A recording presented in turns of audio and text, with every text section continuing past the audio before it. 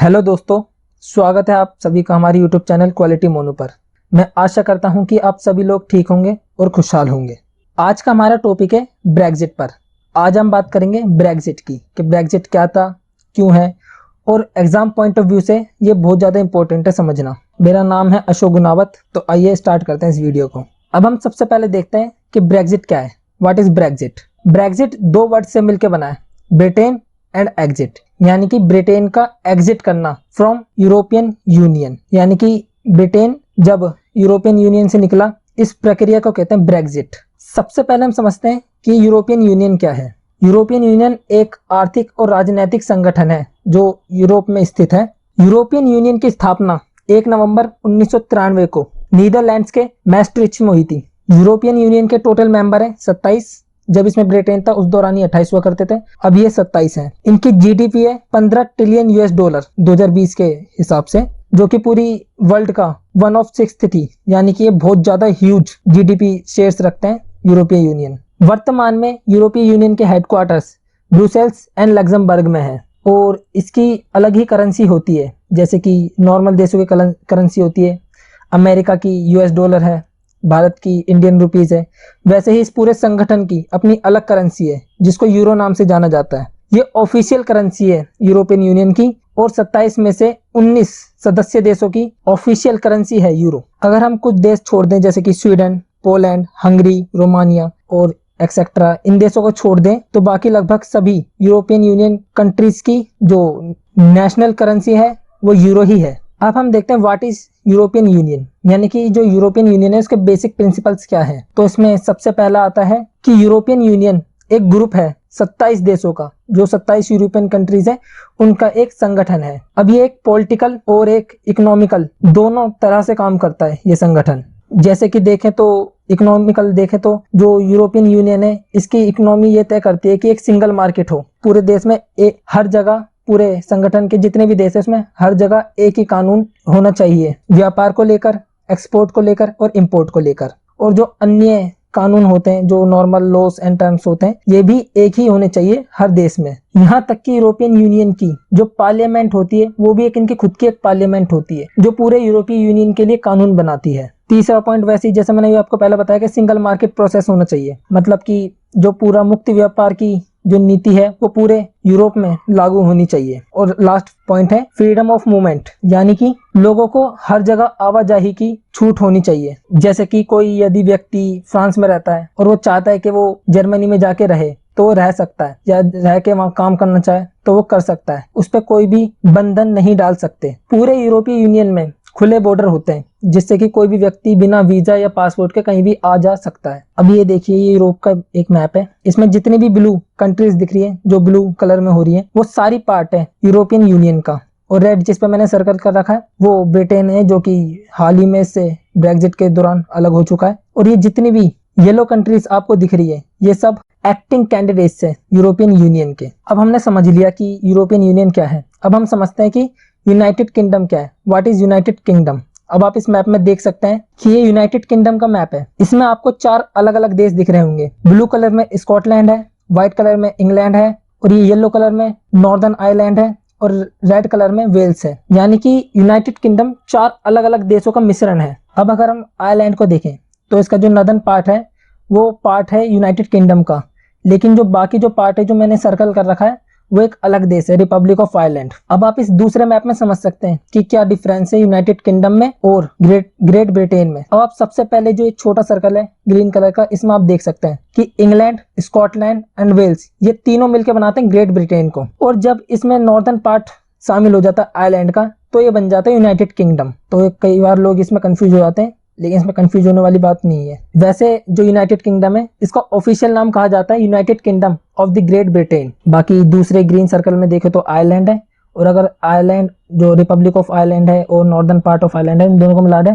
तो इन्हें कहते हैं आइसलैंड ऑफ आयरलैंड। अब हम देखते हैं कि यूनाइटेड किंगडम और यूरोपियन यूनियन में क्या डिफरेंस है और इसमें क्या रिलेशन रहे हैं शुरू से। तो हम सबसे पहले देखते हैं, यूके ने 1973 में ज्वाइन करा था यूरोपियन इकोनॉमिक कम्युनिटी।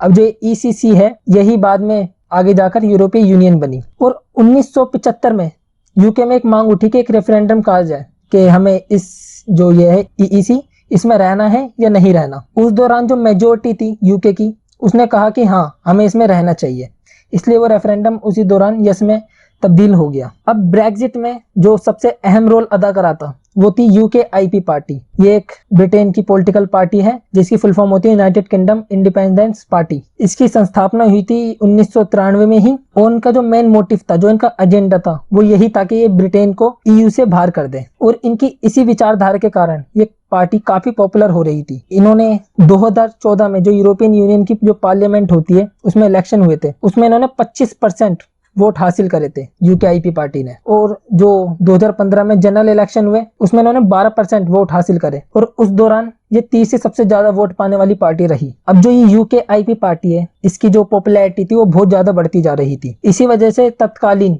जो शासक पार्टी थी, जो रूलिंग पार्टी थी, कंजर्वेटिव पार्टी, तो उन्होंने भी ये अपना चुनावी वादा करा कि हम भी रेफरेंडम कराएंगे यदि हम जीतते हैं। और इसी वादे के वजह से 2015 में जो कंजर्वेटिव गवर्नमेंट थी वो वापस इलेक्शन जीतती है, और जीतने के बाद वो वादा करती है कि हाँ हम रेफरेंडम करवाएंगे, और वो तय करती है कि हम 2015 में उन्होंने रेफरेंडम करवाने की कोशिश करी। अब हम देखते हैं कॉजेस ऑफ ब्रेक्जिट, यानी कि ब्रेक्जिट होने के मेन कारण क्या थे। तो इसमें सबसे पहला है यूकेआईपी फाउंडेड ऑन 1993, यानी कि 1993 में जो यूकेआईपी पार्टी थी वो गठित हो गई थी।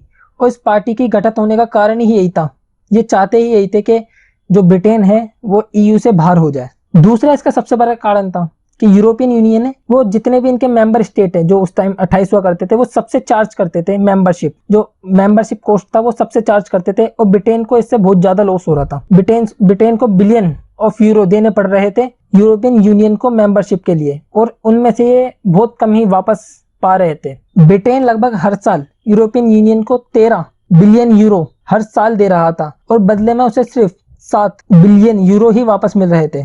इस तरह से देखा जाए तो ब्रिटेन काफी आर्थिक घाटा उठा रहा था ईयू में रहने के कारण। तीसरा इसका सबसे बड़ा कारण है कि ब्रिटेन के पास पॉलिटिकल पावर कम हो जाना, यानी कि ईयू का पार्ट होने के कारण अगर ब्रिटेन कोई छोटा सा भी कानून लाना चाहता है तो उसका प्रोसेस बहुत ज्यादा लंबा पड़ जाता था। उन्हें पहले ईयू से परमिशन लेनी पड़ती थी अपने देश में भी कोई लॉ लाने के लिए। चौथा इसका कारण था कि इकोनॉमी के लिहाज से अगर वो कुछ भी कानून बनाना चाहते थे, ब्रिटेन अगर कोई भी कानून बनाना चाहता था तो उनके लिए उन्हें बहुत ज्यादा मुश्किलों का सामना करना पड़ता था, क्योंकि पूरा जो इकोनॉमिक जोन था ईयू का, उनके लिए सबके लिए कानून ईयू की पार्लियामेंट ही बनाती थी। एग्जाम्पल के लिए जैसे कि ब्रिटेन एक वो आइसलैंड कंट्री है जहाँ पे बहुत सारे लैंड से मिलकर ये बनी है। इसी वजह से यहाँ पर जैसे कि फिशरीज है कि फिशिंग का काम है, वो कारोबार बहुत ज्यादा है, लेकिन ईयू में रहने की वजह से वो इसका बहुत ज्यादा पार्ट नहीं उठा पा रहा था और उनकी फिशरीज इंडस्ट्री डूबती जा रही थी। पांचवा इसका सबसे बड़ा कारण है इमिग्रेशन, मतलब कि जो प्रवासी ब्रिटेन में आ रहे थे उनका बहुत ज्यादा सामना करना पड़ा इस प्रॉब्लम का। कई सारे छोटे जो यूरोपियन देश हैं वहां के लोग चाहते थे कि हम जर्मनी या फ्रांस या ब्रिटेन जैसे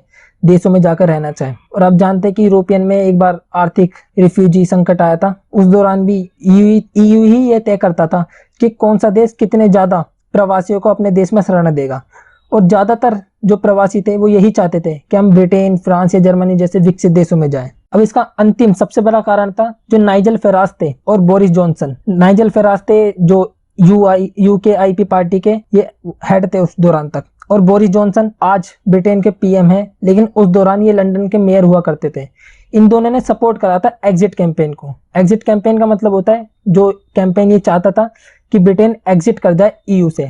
अब यहाँ पर भी दो कैंपेन बन गए थे, एक एग्जिट कैंपेन और एक स्टे कैंपेन। अब हम देखते हैं स्टे कैंपेन को। अब जो लोग स्टे कैंपेन को सपोर्ट करते थे उनका मानना था कि अगर हम ईयू में रहते हैं तो जो यूनाइटेड किंगडम है वो इजीली एक्सपोर्ट कर सकता है अपने गुड्स जो बाकी के उनके यूरोपियन यूनियन की कंट्रीज है, क्योंकि ब्रिटेन का जो सबसे ज्यादा जो एक्सपोर्ट करते थे ये ईयू को ही करते थे, और अगर ये ईयू का ही पार्ट रहेंगे तो उनके लिए बहुत ज्यादा ईजी होगा अपने गुड्स को सेल करने के लिए। स्टे कैंपेन के सपोर्टरों का मानना था कि अगर वो एक 28 नेशन के क्लब का पार्ट रहेंगे तो वो बहुत ज्यादा सिक्योर रहेंगे। तीसरा कारण था उनका मानना था कि अगर ब्रिटेन ईयू का पार्ट रहता है तो उसको बार्गेनिंग पावर मिलती है वर्ल्ड टेबल पर। जैसे कि कल को मान लो ईयू को कोई बार्गेनिंग करनी है यूके से जैसे कि यूएस और ईयू मिलकर कोई एक स्पेशल इकोनॉमिक जोन बनाना चाहते हैं, तो उसमें जो ब्रिटेन की बार्गेनिंग पावर है वो बहुत ज्यादा काम आएगी। चौथा कारण उनका मानना था कि अगर ब्रिटेन ईयू का पार्ट रहता है तो उनके लिए बिजनेस करना बहुत ज्यादा इजी हो जाएगा। जैसे कि अगर ब्रिटेन उसको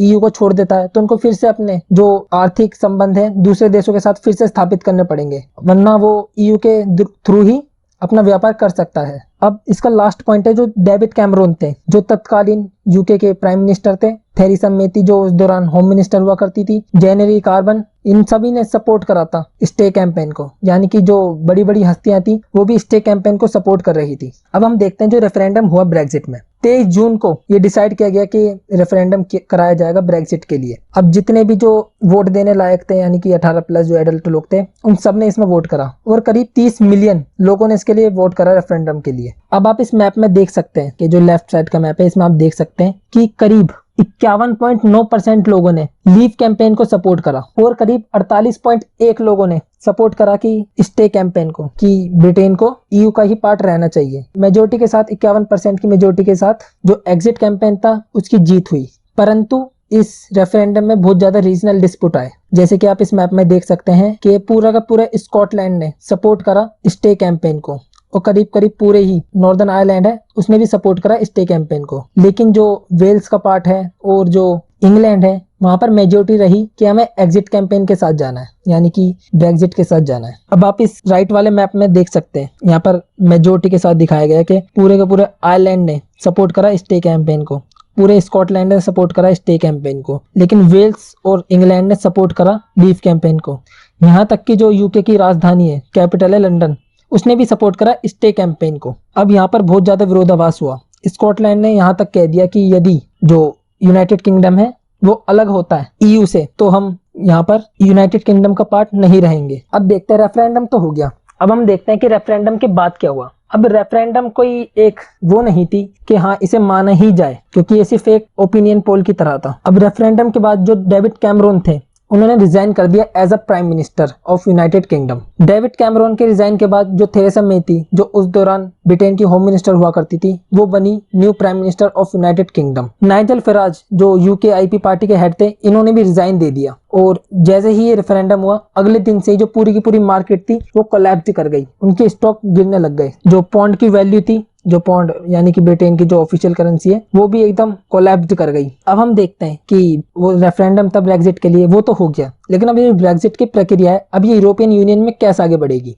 अब जैसे कि मैंने आपको पहले बताया कि रेफरेंडम कोई लीगली बाइंडिंग नहीं है, ये सिर्फ एक ओपिनियन पोल की तरह है कि हाँ लोगों से पूछा गया कि आप चाहते हैं हम रुके या ना, या आप ये चाहते हैं कि हम ना रुके। ये कोई लीगली नहीं था कि हाँ इन्होंने कह दिया तो हो ही जाएगा, लेकिन बात रही डेमोक्रेसी की, इसलिए सरकार को लोगों की बात माननी पड़ी। अब यदि कोई भी कंट्री ईयू से बाहर निकलना चाहती है तो उसका प्रावधान मिलता है आर्टिकल 50 में, जो उसबॉर्न ट्रीटी के हिसाब से हुआ था यूरोपियन यूनियन में। अब इसमें कहा गया है कि यदि कोई भी कंट्री बाहर निकलना चाहती है ईयू से तो उनको 2 साल पहले ही नोटिस देना पड़ेगा यूरोपियन यूनियन को कि हम बाहर निकल रहे हैं। और अंत में 1 फरवरी 2020 को ब्रिटेन ने एग्जिट कर दिया यूरोपियन यूनियन से पूरी तरह से। हमारी ये वीडियो यहीं पर खत्म होती है। आशा करता हूँ कि आपको सब कुछ सही से समझ आया होगा। And after all, thank you for watching.